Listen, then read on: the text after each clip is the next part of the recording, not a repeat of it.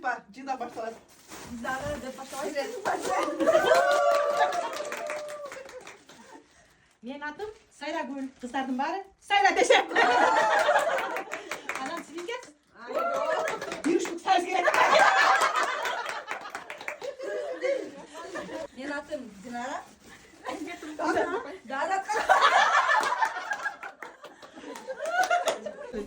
Dada.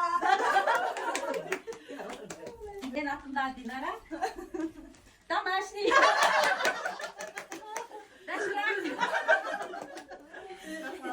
Benim adım Julius.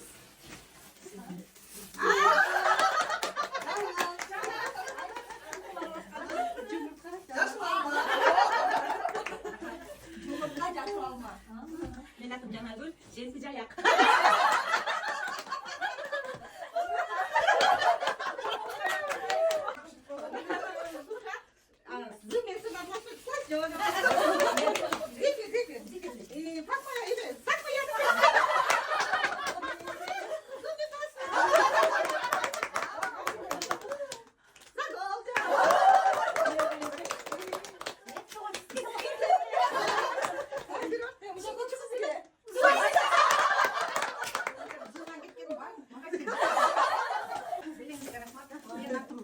Asıl kalp. Melikaya Zata. Jangan şimdi kadarın. Benim adım Kımbat.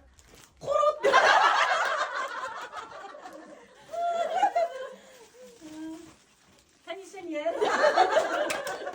Rahmat. Benim adım Gülnura. Neden Paris'e Guz.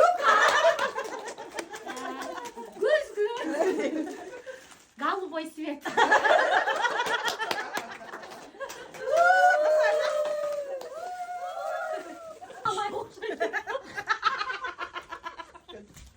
Etek çoğunu almasın gerek. Спокойно, ayrı espri. Etek çoğunu almasın ayrı Türkiye ola aldı. Kimdin pazarı orijinal oldur. Komentariyga жаза кетиңиз.